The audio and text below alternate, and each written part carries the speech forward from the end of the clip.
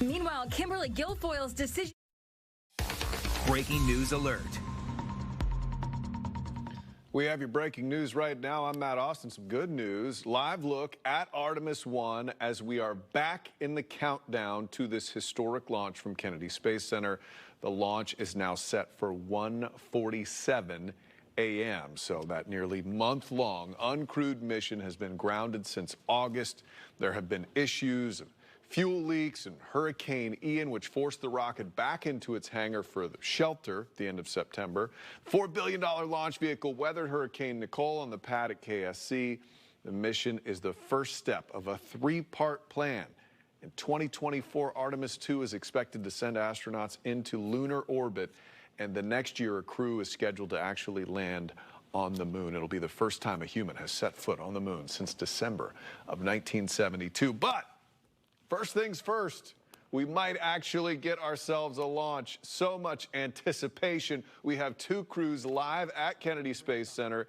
News 6's Eric Von Anken and James Sparvero as we are about 5 minutes away. Eric, what's the feeling out there? This thing might actually happen tonight. Matt, it is on. I think it is going to happen. We are 5 minutes and 30 seconds away. So the launch director, Charlie Blackwell Thompson, just pulled the entire team. It was definitely a moment. They paused, they took their time, and they all gave a resounding go for launch, go for launch, over and over again. We heard that go for launch. And then at the end, she wrapped it up because, remember, we have been in what they call an indefinite hold. She wrapped it up and she said, for all the men and women across this great nation, the hardworking men and women who made this happen, I now give you the go-ahead to resume the countdown and launch Artemis I.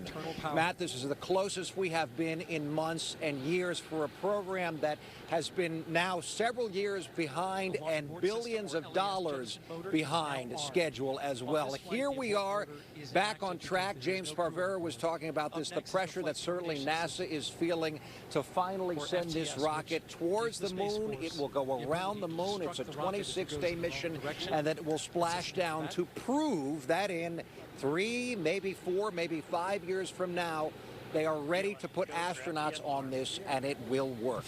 We are now 4 minutes and 17 seconds away from this launch. It has been a very eventful night, especially later on in the countdown. It started off very smoothly, no leaks, no issues, no problems, until right around 9 o'clock. That's when we heard that there was a hydrogen leak at the base of the rocket. They actually sent a team to drive out there to use a wrench. I'm talking about manual labor, tightening down on a nut to stop this leak at this valve, and it turns out that was the problem. Then we found out that the Air Force was having their own issues.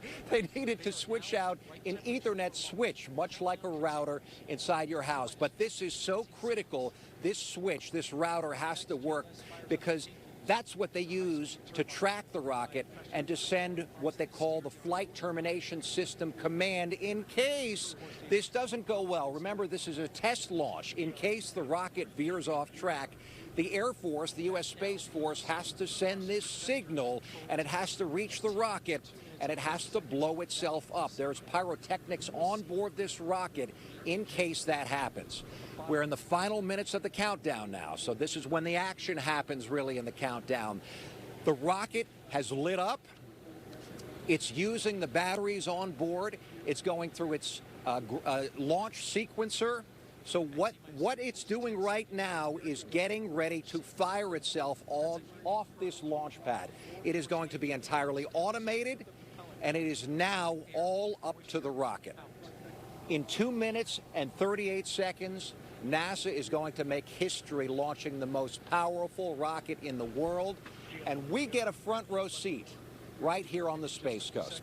We're going to turn it over to NASA as they make history. Yeah, Eric, let's bring in James Sparvero, too, as we have this 2 minutes left. James, we're expecting quite the show in the sky from this huge rocket. My heart's starting to race, Matt. It's been racing for a couple of minutes now. I was in my vehicle, just as I said, those photographers earlier when we got word of that delay, they took a little bit of shelter for a few minutes, and then I started seeing everybody racing. They were running, so you knew something was happening, and here we are. It was so sudden to think that mounting technical issues like we've seen before, that they would give us an indefinite restart, an indefinite delay to the window, and then suddenly here we are, here on the lawn of the countdown clock, just a minute and 44 seconds away before NASA could launch its most powerful rocket ever built, the most powerful rocket to ever take off here at Kennedy Space Center, a record breaker for a program that has so much at stake. It's been delayed for several years. It could have launched as early as 2016, I read. And a lot of you may remember it was delayed then since 2017. A series of maybe 15 delays that are notable, or more ever since then. Even rollout delayed earlier this year. It could have happened early 2022. It ended up being in March, and then we thought maybe the rocket might launch as soon as May. The issues with the wet dress rehearsal, that brought us to August and September, 2 hurricanes. But here we are, and as NASA likes to say, should this launch, everyone will forget about the delays, and we'll have a lot of happy people watching on the Space Coast tonight. James, it is a long time coming, my friend. This is not your average Falcon 9. This rocket has 4 main engines and 2 side boosters. We're going to let NASA TV houses the take free it over. Flight computers is now on battery power. So there is no more hold time available because there's no more margin on the batteries. So if we have a hold, we'd have to recycle back to T-minus 10 minutes and recharge those batteries.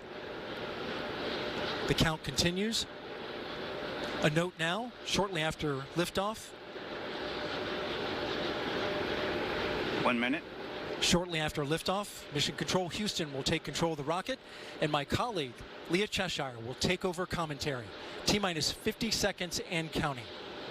Coming up at T-minus 33 seconds, the GLS will hand off control to the ALS. This is the autonomous launch sequencer. On board the rocket, it will take over command and control of the rocket.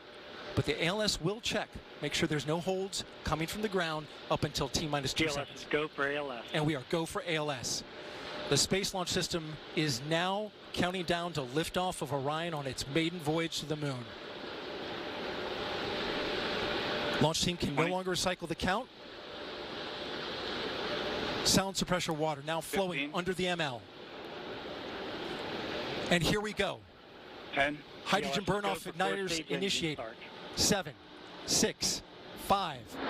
Core stage engine start. 3, 2, 1. Boosters in ignition. And liftoff of Artemis I. We rise together back to the moon and beyond.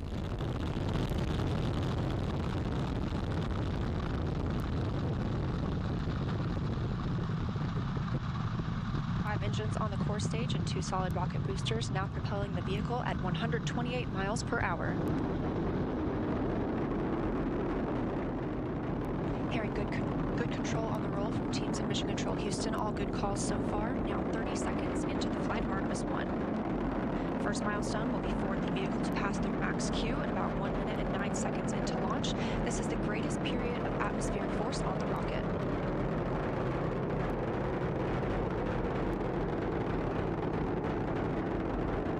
SLS now traveling 607 miles per hour.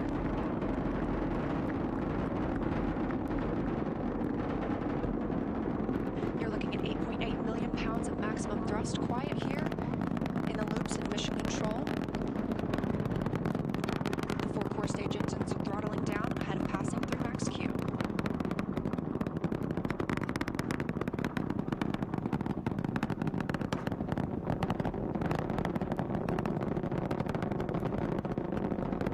Now 1 minute, 21 seconds into the flight, traveling at 1,420 miles per hour. The 4 core stage engines are back at maximum thrust. The next major milestone will be for the solid rocket boosters to cut off and jettison at about 2 minutes and 11 seconds into the flight, so about 30 seconds from now. Again, quiet here in Mission Control Houston as teams continue monitoring the flight of Artemis I. We're now 16 miles downrange from the launch pad at Kennedy Space Center, traveling over 2,800 miles per hour.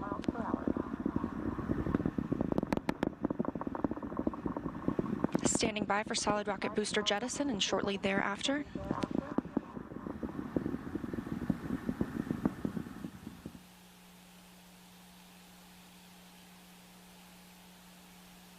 Confirmation that the solid rocket boosters have separated. These 177-foot boosters Now the core stage continues to power the flight of Orion, all four RS-25 engines firing, traveling over 3,400 miles per hour, 46 miles downrange.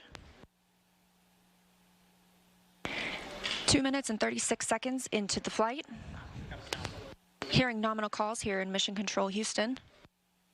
We've still got 4 good engines on the core stage. Next up, we'll be looking for the service module fairing to separate. This is 3 15 by 15 foot fairing panels, providing structural support, protecting the service module. Those will separate at about 3 minutes and 11 seconds into flight, and very shortly thereafter will be followed by the launch abort system separation.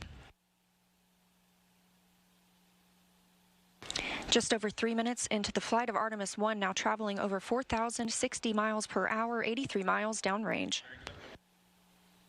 We just had confirmation that the service module fairing has separated.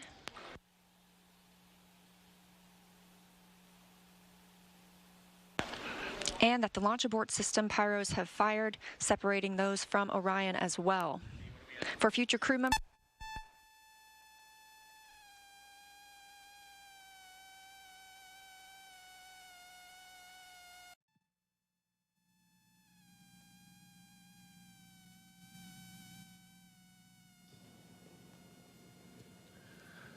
Hey, so we were letting you listen to NASA TV there. They seem to be having some audio issues. Oh, it just came back, but this is officially putting America back in a spot where we can head back to the moon. Again, if you're just tuning into this rocket headed up into space toward lunar orbit with only mannequins inside. No astronauts right now. That is set for Artemis II. But right we're now, 4 minutes and 16 seconds into the flight of Artemis I. So far, we've had a clean ascent. We saw those solid rocket boosters jettison about 2 minutes and 11 seconds after liftoff. Shortly after, we had the service module. Okay, I have to get back out to our reporter out there at Kennedy Space Center. We've got Eric Von Anken. Eric, it looked impressive on television, but I have a feeling that did not do this monster rocket justice in person.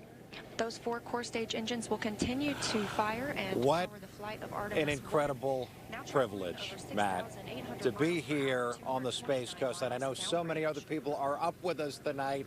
They also got an incredible look at this. The sky is clear. I got to believe that you saw this inland, way far in, maybe across the state, because the weather tonight cooperated as much as it possibly could. Here in the parking lot of the Kennedy Space Center, the roar was deafening. This reminds me of the old space shuttle days, but, you know, maybe double that, though. So when you compare the pounds of thrust on this thing, so 8.8 million pounds of thrust. Remember, the space shuttle was only 5.3 million pounds. Again, this was almost double, and you could feel it in the parking lot. And there was absolute silence when this was first lifting off, when the rocket was leaving the launch pad and then starting to make its way towards the sky, because people, I think like me, were a little bit nervous. This is a test launch. We did not know how this was going to go. So far, it seems to be going perfectly. So as you saw, the solid rocket boosters separated, the 2 boosters on the side that were strapped on. They came off about 8 minutes into flight, so we got another, 2 minutes or so until the core stage. That's the big orange tank right in the middle. That will fall off.